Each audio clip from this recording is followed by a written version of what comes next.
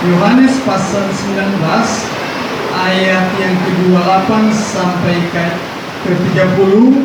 Dan jika tidak keberatan, semoga kita bisa berdiri. Dalam hitungan yang ketiga, kita akan baca secara bersama-sama mulai ayat 28 sampai ayat ke-30. Sesudah saya membacakan perikop Yesus mati. 1, 2, 3. Sesudah itu, karena Yesus tahu bahwa segala sesuatu telah selesai, berkatalah ia, supaya genap yang ada tertulis dalam kitab suci, aku haus. Di situ ada suatu bekas anggur asam, maka mereka mencucukkan bunga karang yang telah dicelupkan dalam anggur asam pada sebatang hisop, lalu mengucurkannya ke mulut Yesus. Ayat 30. Sesudah Yesus minum anggur asam itu, berkatalah ia, sudah selesai. Lalu ia menundukkan kepalanya dan menyerahkan nyawanya. Puji Tuhan. Silakan duduk Bapak Ibu Saudara yang diberkati Tuhan. Saya ulangi di ayat yang ke-30 pasal 19 ini. Sesudah Yesus meminum anggur asam itu, ia berkata, sudah selesai. Lalu ia menundukkan kepalanya dan menyerahkan nyawanya. Siapa yang tahu finish? Siapa yang pernah melihat tulisan finish? Ada yang pernah melihat tulisan finish? Rata-rata pernah melihat ya. Biasanya dalam pertandingan, dalam satu lomba, di situ ada tulis finish. Amin. Sama-sama ulangi kata sudah selesai. Sudah selesai. Kalau dalam bahasa Berani dikatakan tetelestai, sudah selesai. Nah, Bapak Ibu Saudara yang diberkati oleh Tuhan Yesus Kristus, perikop ini adalah tentang peristiwa kematian Yesus di atas kayu salib. Tetapi saya akan fokus pembahasan kita pada ayat yang ke-30 dan lebih fokus pada dua kata, yaitu sudah selesai. Kalau saya coba membandingkan atau melihat dalam terjemahan yang lain, kata sudah selesai dalam terjemahan baru ini, dalam versi King James Version, digunakan kata finish. Kata sudah selesai digunakan kata finish dalam versi King James Version di setiap tahun. Namun di bulan Desember juga ini, orang Kristen yang ada di seluruh dunia lagi menyambut peristiwa tentang kelahiran Kristus. Tetapi pembacaan firman Tuhan ini berhubungan dengan kematian Kristus. Apa hubungannya? Ya, kita tahu bersama bahwa ketika ada satu kematian, pasti itu diawali dengan kelahiran. Yang lahir pasti satu saat akan mati. Itu secara normal. Yesus berkata, sudah selesai, sudah sampai, sudah finish, sudah berakhir. Sebelum kita akan membahas ini, kita akan melihat secara umum bahwa di dalam segala sesuatu di dalam dunia ini pasti ada akhirnya. Namun untuk mencapai sebuah akhir pasti ada awalnya. Kenapa Yesus mati? Karena tentunya dia pernah lahir. Karena dia pernah lahir dan dia menjalani kehidupannya dan akhirnya dia mati. Nah, di dalam dunia secara global, peradaban manusia akan terjadi akhirnya. Akhir dari segala sesuatu, yaitu ketika langit dan bumi ini akan lenyap. Diawali dengan apa? Diawali dengan ketika ketika Tuhan, ketika ada Bapa, Putra dan Roh Kudus menciptakan langit dan bumi. Ketika bumi dibentuk, disitulah awal dari segala sesuatu, dan diakhiri dengan penghancuran segala sesuatu. Lebih kecil lagi, di dalam Alkitab ada perjanjian lama, ada perjanjian baru. Perjanjian lama diawali ketika manusia itu ada dan digenapi ketika Yesus ada. digenapi dengan perjanjian baru. Perjanjian baru dimulai dengan kehidupan Yesus, memberikan perjanjian-perjanjian yang baru, mengenapi perjanjian yang lama, diakhiri nantinya dengan kedatangan Dia kedua kali. Bahkan secara global ada juga zaman purba, manusia di zaman batu, orang-orang melakukan segala sesuatu, aktivitas segala sesuatu menggunakan alat-alat tradisional. Kemudian sesudah itu berakhir, mulai timbul zaman industri. Segala sesuatu bisa menggunakan benda-benda. Misalnya kalau dulu orang mau merobohkan segala sesuatu ya mungkin pakai tenaga, tetapi sudah ada industri, sudah ada pakai pedang, pakai apa. Tetapi masuk ke zaman mulai modern, mulai pakai sensor, zaman mesin. Lebih modern lagi sudah pakai laser dan sebagainya. Nah, itu secara global. Kalau kita mau merujuk ke yang lebih kecil lagi, dalam perhitungan milenium atau 1000 tahun, diawali dengan 0 tahun, diakhiri dengan tahun ke-1000. Bahkan kalau kita mau lihat sejarah dunia ini, gereja diawali ketika murid-murid Tuhan Yesus mulai memberitakan Injil, memberitakan tentang kabar baik ini. Gereja Tuhan memasuki masa-masa kejayaan, masa-masa jiwa-jiwa yang banyak datang kepada Tuhan, tetapi juga mengalami masa-masa penganiayaan. Namun sesudah itu terjadi, gereja mulai besar sehingga mulai masuk ke negara, masuk ke pemerintahan, dan akhirnya gereja atau kekristenan diakui sebagai agama negara. Tapi justru pengakuan itulah membuat gereja masuk ke zaman masa-masa kegelapan. Karena apa? Telah terjadi penyimpangan-penyimpangan di gereja. Bahkan sampai pada puncaknya surat pengampunan dosa pun harus diperjualbelikan.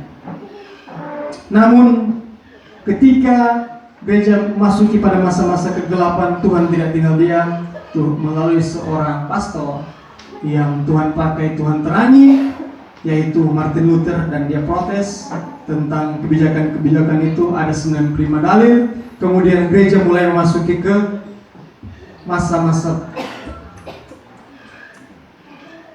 kelahiran kembali. Mulai gereja masuk pada gerakan-gerakan Protestan, mulai meredup, mulai gerakan-gerakan Metodis, Anglikan, Anabaptis, bahkan ada penginjil-penginjil yang terkenal di sana, John Wesley dan sebagainya. Dan akhirnya sampai pada abad ke-20, yaitu tahun 1900, gerakan-gerakan itu mulai disempurnakan dengan gerakan Pentakosta. Pekerjaan Roh Kudus mulai mengawali di abad ke-20, dan itu terus bergerak dari Amerika, bergerak sampai tiba ke Indonesia. Termasuk gereja kita GPDI adalah gereja yang lahir dari gerakan Pentakosta itu, dan itu terus bergerak sampai ada gerakan karismatik, pujian, penyembah dan sebagainya sampai hari ini. Apa yang saya mau katakan dan saya mau masukkan dalam pemahaman saudara, bahwa segala sesuatu ada awalnya dan segala sesuatu pasti ada akhir. Kalau di abad-abad pertengahan terjadi revolusi industri, mulai ditemukan mesin uap, mesin listrik, temukan boklam, bahkan Wright bersaudara mulai temukan pesawat. Kemudian mulai lagi ditemukan kendaraan mobil. Seorang pengusaha yang sukses pada waktu itu, Henry Ford, makanya ada mobil-mobil Ford yang itu mulai jalan. Sampai kurang lebih tahun 70-an, revolusi industri itu mulai mencapai puncak kejayaan. Pabrik-pabrik itu banyak menyerap tenaga kerja, tambang-tambang, baik dari logam-logam mulia maupun minyak bumi dan sebagainya, mulai mengalami kejayaan. Namun sesudah Amerika mendaratkan Apollo pertama kali ke bulan, mulai terjadi pergeseran dari revolusi industri masuk ke revolusi teknologi informasi. Komputer mulai ditemukan pada waktu itu melalui anak muda yang luar biasa pada waktu itu, Bill Gates. Dia mulai menemukan perangkat lunak dan sebagainya, menandakan revolusi industri akan mulai berakhir. mulai bergeser. Orang-orang yang hidup, yang lahir pada waktu Perang Dunia Kedua selesai, yang disebut dengan baby boomers, mulai 20-30 tahun, mereka mulai memasuki masa-masa kejayaan. Orang-orang yang lahir di tahun 45 ke atas, tahun-tahun 70-an, 80-an, mulai dewasa. Nah, di situ juga mulai ada di musik terjadi, mulai muncul gerakan-gerakan pop and roll, gerakan-gerakan hippie. Ya, kalau di zaman itu ada gypsy, Amerika Latin itu mulai menyebarkan mereka punya kebudayaan dan sebagainya. Tetapi memasuki tahun 90-an, bahkan memasuki abad 21, era-era itu mulai bergeser. Mulai memasuki ke teknologi informasi yang mulai disempurnakan. Ya, saya masih ingat ketika kita akan masuk ke tahun 2000, ada isu peristiwa Y2K. Orang berkata bahwa yang tadinya digit yang 99 akan berubah ke 00 lagi, akan terjadi kekacauan, bahkan ada yang bilang kiamat dan sebagainya. Saya ingat waktu itu saya masih SMA, yaitu akan tamat saya angkatan tamat STM tahun 2000. Tapi akhirnya tidak terjadi juga. Nah, tapi mulai bergeser. Bahkan dalam bidang sosial politik di negara kita ada orde lama, ada berakhir orde baru, kemudian era reformasi. Apa yang saya ingin sampaikan bahwa segala sesuatu ada awalnya dan pasti ada akhirnya. Masuki abad ke-20 mulai tumbang, industri-industri itu mulai tidak diminati, yang mulai berjaya, teknologi informasi semakin berkembang. Ingat pada masa-masa itu Fujifilm, Kodak yang masih pakai itu sangat disukai. Saya masih hidup di zaman itu. Kemudian sesudah itu mulai muncul BlackBerry dan sebagainya. Perlahan-lahan Kodak, Fujifilm mulai hilang. Tidak ada lagi orang yang foto pakai klis negatif film. Berakhir. BlackBerry yang sempat top kurang lebih 1 dekade atau 10 tahun pun berakhir ketika Android mulai timbul.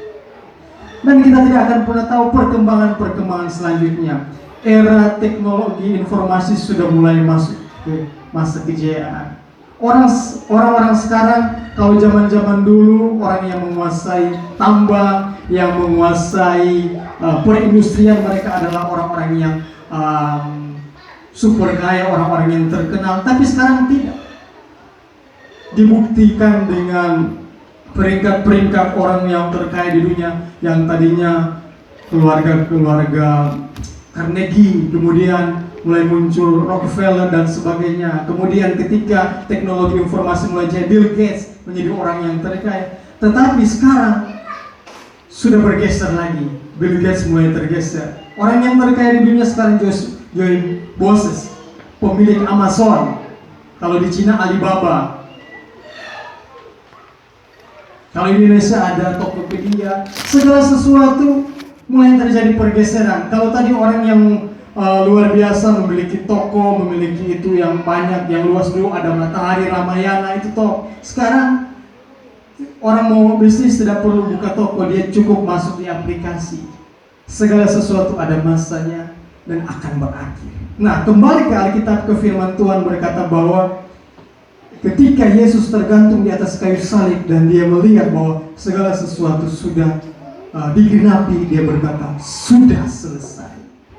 Kenapa Yesus berkata sudah selesai? Karena semuanya sudah digenapi. Yesus telah mengakhiri semuanya. Dia telah mencapai finish yang sempurna dan dia sudah selesai. Tema firman Tuhan hari ini, menyelesaikan dengan baik. Tokoh sentral kehidupan orang Kristen adalah Yesus. Yesus telah menyelesaikan dengan baik. Namun, untuk mencapai proses selesai itu, mencapai finish itu, mencapai akhir itu, harus ada titik awalnya. Pelari-pelari profesional untuk mencapai garis finish tentu harus ada awalnya. Sekalipun Mark Marquez itu hebat, untuk mencapai garis finish dia harus mulai dari awal. Sesudah memulai dari awal, harus juga menjalani prosesnya. Berarti ada 3 bagian yang perlu kita lihat untuk mencapai finish atau untuk menyelesaikan dengan baik, yaitu harus memulai atau start atau mengawali dengan baik, dengan benar, kemudian menjalani dengan baik, dengan benar, dan akan mengakhiri dengan benar. Ketika Yesus akan melakukan tugas ini, penebusan kepada umat manusia dengan mati di atas kayu salib, dia harus memulai dengan kelahirannya. Kelahiran Yesus telah dibuatkan. Kita lihat di dalam Matius pasal yang pertama.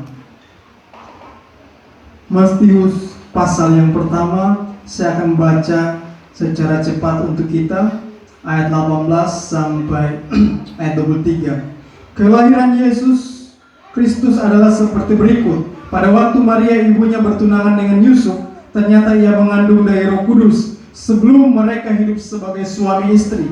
Karena Yusuf suami seorang yang tulus hati dan tidak mau mencemarkan nama istrinya di muka umum, ia bermaksud menceraikannya dengan diam-diam.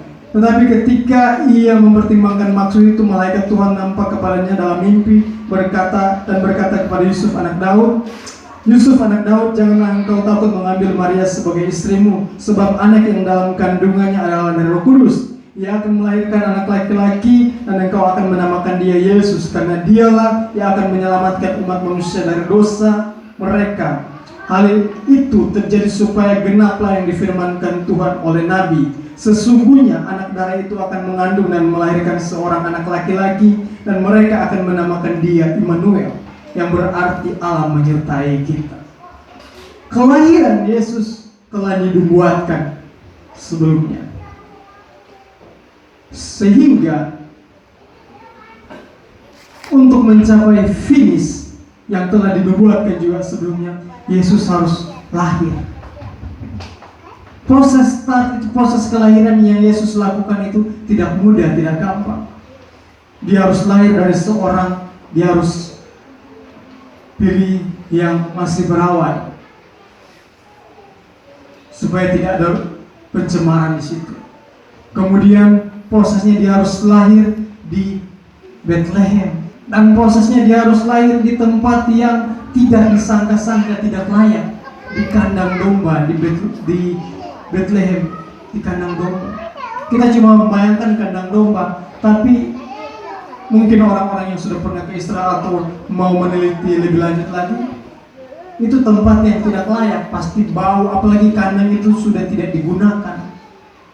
Masa tidak ada penginapan, masa tidak ada rumah yang kosong? Tapi memang pada waktu itu seperti itu terjadi.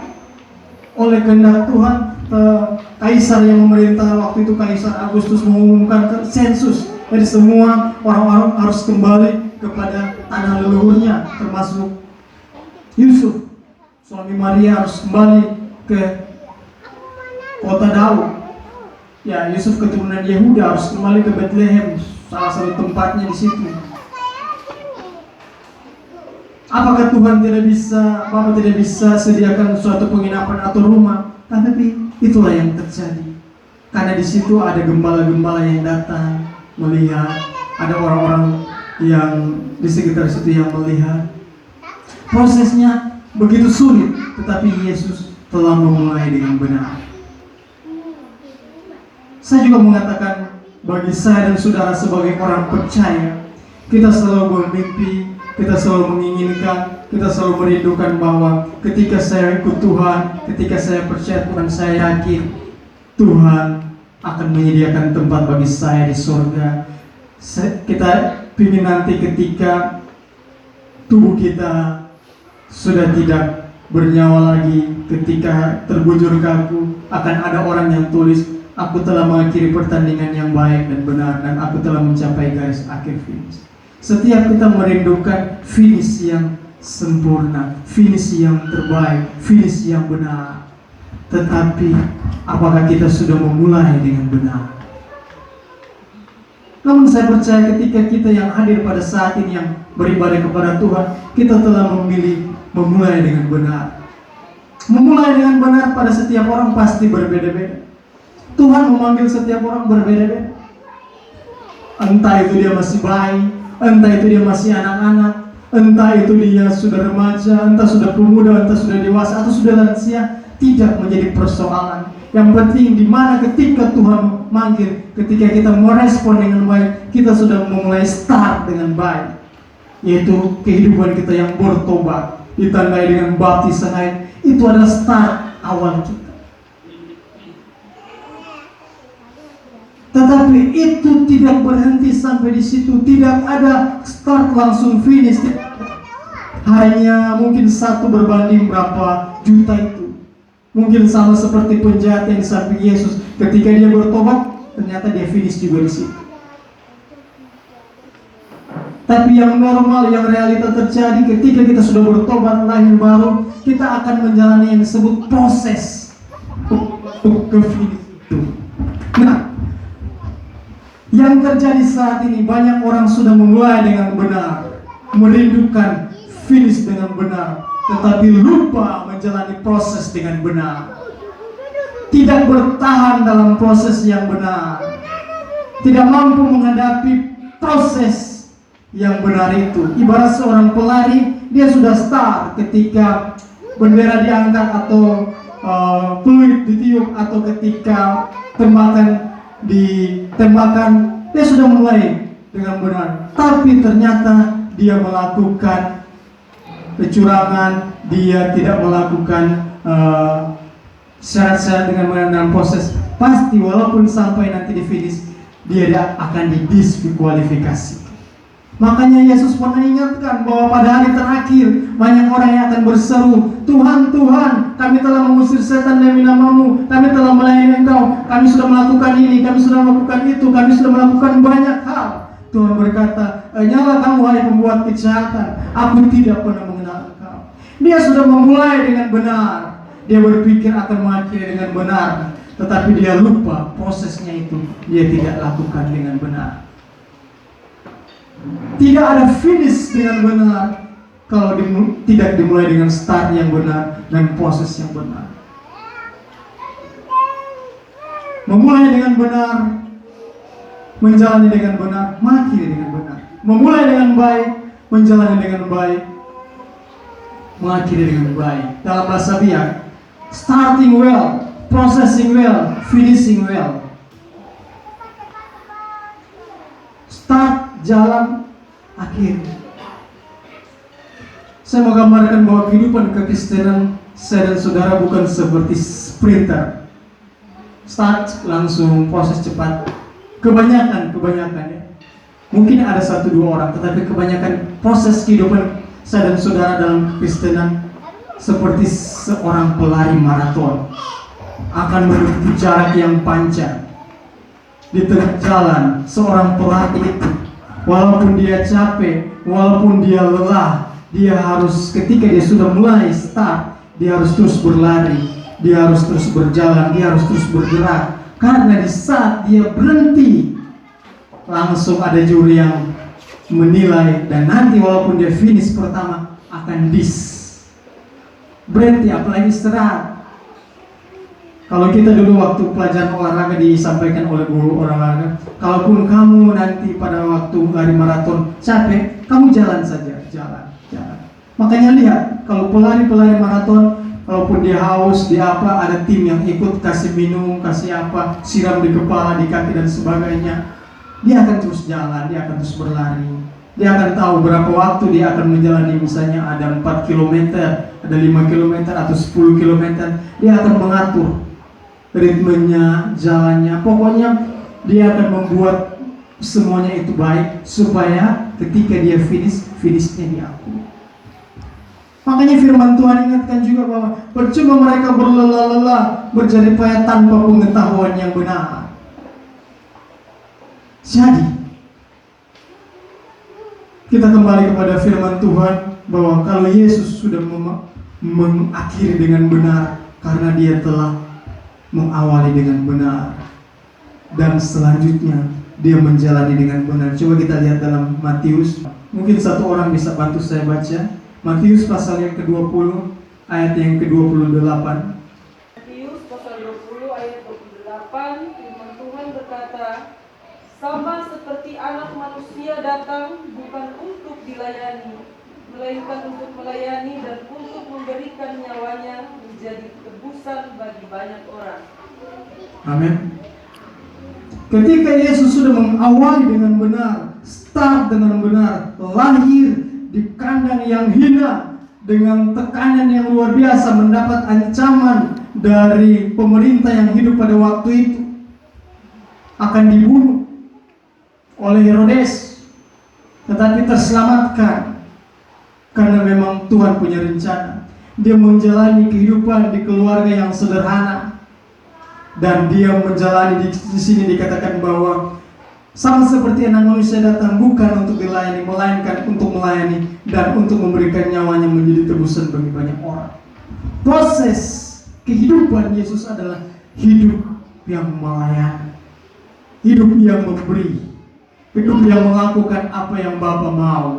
Tetap dia ada dalam koridornya Tuhan, dia tetap ada dalam kehendak Tuhan. Bahkan kalau kita melihat bahwa setiap apapun yang Yesus lakukan selalu adalah penggenapan nubuatan, penggenapan rencana Tuhan. Selalu setiap apapun yang Yesus lakukan dikehendaki oleh Bapa, dikenan oleh Bapa.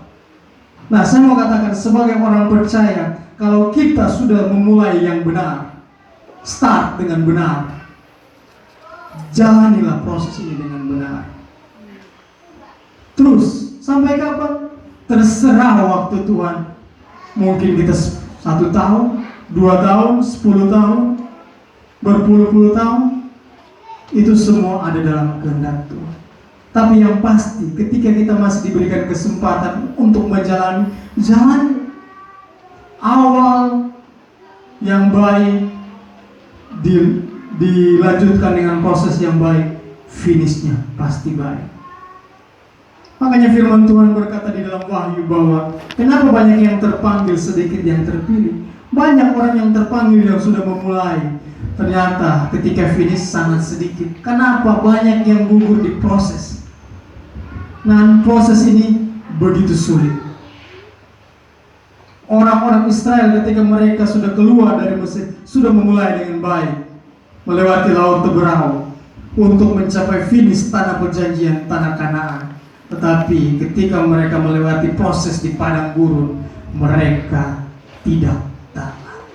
Mereka keluar dari koridor, mereka melakukan kecurangan, penyimpangan, maka mereka banyak yang didiskualifikasi dan tidak tanggung-tanggung. Semua yang keluar dari Mesir, yang lain dari Mesir, tidak ada yang mencapai tanah Kanaan kecuali Yosua dan Kaleb. Hanya orang-orang generasi yang lahir di padang gurun lah yang bisa mencapai.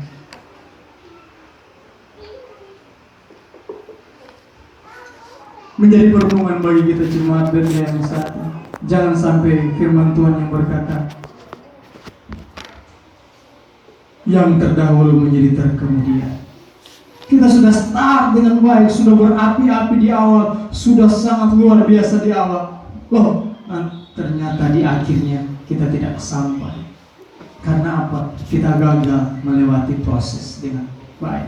Kita gagal bertahan di situ. Ketika ada tantangan, ketika ada persoalan, ketika ada ujian, kita mulai bertanya-tanya, betulkah Tuhan? Betulkah pilihan saya? Betulkah keputusan saya mengikut Tuhan? Betulkah keputusan saya melayani Tuhan? Betulkah apa yang saya lakukan? Setan selalu membisikkan, selalu mengganggu, selalu mencoba kita untuk keluar dari kehendak Tuhan, dari proses. Kebanyakan setan itu coba itu bukan di awal, tetapi di proses. Lihat ketika Yesus telah dibaptis, dia harus melewati proses di padang gurun. Setan di situ banyak. Dan sesudah Yesus mengalahkan setan, firman Tuhan katakan setan itu mundur mencari waktu yang baik. Nah, kalau sebagai orang percaya, orang-orang Kristen, anak-anak Tuhan, kita tidak waspada, maka setan akan mencari keuntungan di dalam proses ini. Banyak hal yang 2 minggu lalu saya katakan, kebutuhan dasar kita, ego kita, kesenangan kita, dia coba. Itu 3 tiga garis besar, tetapi ada cabang-cabangnya. Dia mulai ganggu dengan hal-hal yang ada.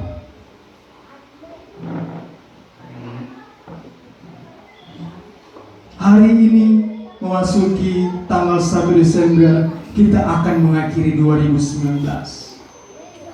Kita sudah mengawali dengan baik di 2019 ketika tanggal 1 Januari kita berdoa bersama, datang di gereja. Tuhan, saya mau 2019 ini lebih baik lagi, saya mau hidup berkenan, saya mau ini. Kita sudah bikin resolusi, kita sudah bikin poin-poin, kita sudah tulis saya mau capai ini, saya mau lakukan ini. Tetapi proses yang kita jalani saat ini mungkin tidak seperti yang kita telah ikrarkan, janjikan. Tetapi Tuhan baik, Tuhan masih menolong kita. Kalau kita masih ada sampai hari ini di penghujung tahun ini, di bulan penghujung tahun, berarti masih ada kesempatan. Awal setiap tahun adalah Januari, ditutup dengan Desember. Awal setiap bulan tanggal 1 ditutup dengan tanggal 31, 30, atau 28. Awal setiap minggu dimulai dengan hari Minggu, hari pertama, diakhiri dengan Sabtu. Makanya orang-orang Kristen kenapa beribadah di hari Minggu? Karena hari pertama kita berikan kepada Tuhan. Awal setiap hari yaitu pagi ketika kita bangun, dan diakhiri dengan malam. Awal kehidupan kita yaitu ketika kita lahir dan ketika kita mati. Awal kehidupan kita di dalam Tuhan ketika kita bertobat, mengenal Tuhan, dan sampai finish tetap di dalam Tuhan. Tidak ada pilihan ketika seseorang sudah memulai start, dia sudah masuk dalam perlombaan iman, dia sudah masuk dalam pertandingan iman. Pilihannya cuma satu, terus berjuang, terus berjuang, terus berjuang sampai finish. Tidak ada pilihan untuk mundur, tidak ada pilihan untuk lari. Makanya Tuhan berkata bahwa kalau kamu mau baik-baik sekalian, kau mau benar-benar sekalian, kau mau kudus-kudus sekalian, kalau mau berdosa-berdosa sekalian. Kalau orang yang suam-suam kuku, ini baik, besok tidak baik, ini panas, besok dingin, percuma. Kalau kita mau radikal di dalam Tuhan, radikal terus menerus. Bukan berarti ketika kita menjalani proses ini kita sudah sempurna. Setiap hari Paulus katakan kita terus diperbarui, terus disempurnakan. Artinya apa? Ada start yang panjang, ada start finish yang kecil. Start yang kecil, yang finish yang kecil itu hari. Ketika kita memulai hari, ketika kita akan tidur, itu finish. Untuk mencapai start dan finish yang panjang, yang besar, kita juga harus kumpulkan poin di start dengan finish yang kecil. Ada istilah dikit-dikit menjadi bukit. Sesuatu yang besar tidak serta-merta dikerjakan dengan besar. Dimulai dari kecil. Keberhasilan kita di dalam Tuhan, terus bertahan di dalam Tuhan. Kalau kita mau kecilkan setiap hari, ketika kita bangun pagi, utamakan Tuhan, bersyukur, ada kesempatan berdoa, baca Alkitab. Kalaupun memang situasi dan kondisi begitu sulit, ya kita berdoa sama Tuhan. Jalani, tutup hari ini dengan baik. Besoknya, tanpa terasa satu minggu itu kita sudah mengumpulkan poin-poin. Hari Minggu kita sudah beribadah, utamakan Tuhan. Senin kita bekerja, dan kita tutup lagi, mengakhiri minggu itu bahwa Tuhan itu baik. Minggu itu terlewat dengan baik. Kita masuk 4 minggu, awali di awal bulan dengan baik, ditutupi dengan baik. 1 bulan itu terlewati dengan baik. Kita mulai masuk lagi di bulan yang baru, di tahun yang baru, Januari. Kita melewati dan kita mengakhiri tanpa terasa 1 tahun itu dengan baik. Dan kalau kita terus lakukan itu, tidak terasa 2 tahun, 3 tahun, 5 tahun, 10 tahun, bahkan sampai tidak terasa kita sudah tua, kita tetap setia dalam Tuhan. Tetapi tidak ada yang langsung besar seperti itu, harus dijalani step by step, tiap hari. Kunci keberhasilan kesuksesan yang besar diawali dengan kesuksesan kecil yang dilakukan tiap hari. Kembali kepada firman Tuhan bahwa Yesus sebagai tokoh sentral kehidupan orang percaya, bahkan umat manusia, sudah memberikan contoh.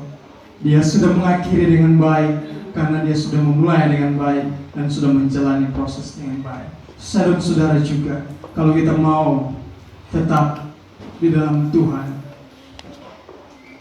kita sudah periksa waktu kita awali itu, waktu kita bertobat, waktu kita start itu betul-betul start yang baik, yang kita sudah niatkan dalam hati kita, yang lahir dari hati kita yang paling dalam, atau karena ada dorongan si A, si B, si C, sehingga ketika kita menjalani, bukan saya kan, saya tidak mau berlari, saya tidak mau bertanding, saya dipaksa-paksa.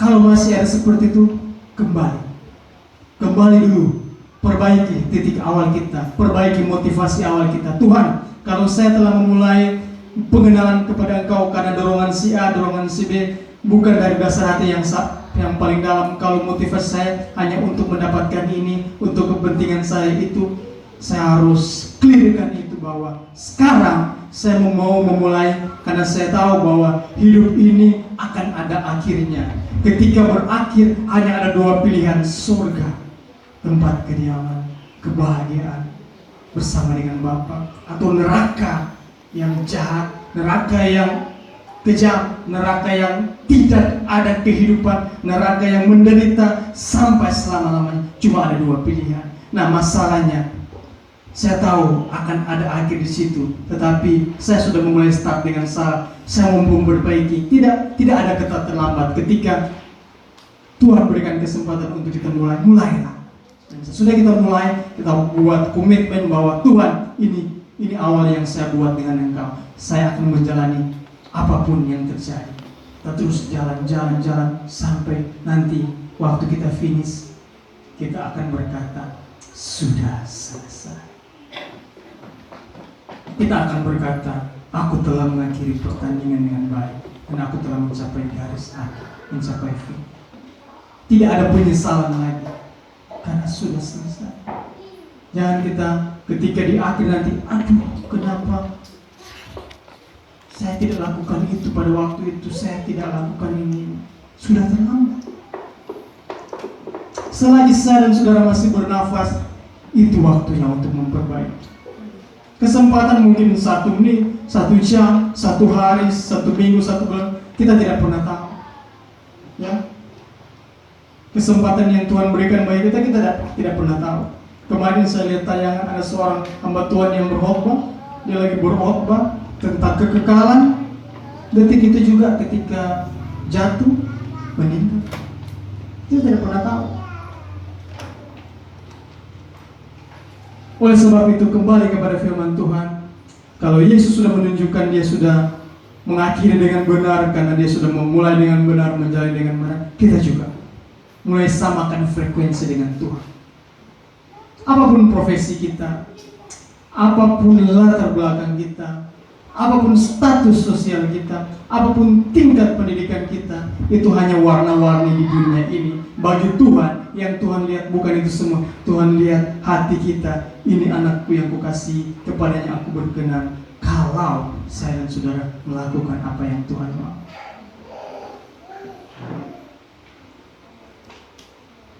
Awali dengan benar, jalani dengan benar, akhiri dengan benar. Ayat terakhir firman Tuhan, Filipi pasal 1 ayat 6.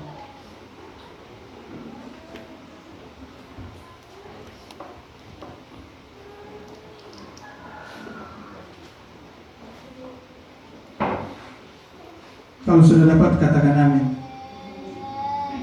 Bapak Ibu Saudara sekalian akan baca bersama-sama dengan saya dalam hitungan yang ketiga. 1, 2, 3. Akan hal ini aku yakin sepenuhnya, yaitu Ia yang memulai pekerjaan yang baik di antara kamu akan meneruskannya sampai pada akhirnya pada hari Kristus Yesus. Tuhan yang sudah memulai pekerjaan yang baik dalam kita, Dia akan meneruskan sampai pada hari Kristus Yesus. Artinya apa? Tuhan sudah memulai sesuatu yang baik di antara kita, Dia pun akan menyertai kita sampai selesai. Oleh karena itu jangan takut ketika kita mau buat komitmen untuk merubah segala hal yang tidak berkenan kepada Tuhan, dan kita mau awali dengan baik. Kita jangan takut di prosesnya kita mampu atau tidak, karena bukan kita tetapi dengan Tuhan. Bukan kekuatan kita, tetapi oleh kuat dan kuasa Roh Kudus. Tuhan akan memampukan kita, Tuhan akan menyertai kita. Tugas kita apa? Mempersilahkan Tuhan terus bekerja. Tugas kita apa? Menyediakan wadah hidup ini. Hati kita berserah pada Tuhan. Tuhan mau tuntun di mana sampai selesai. Kalau saya lihat dalam terjemahan yang lain, firman Allah yang hidup dalam Filipi 1 ayat 6 ini, dia berkata begini.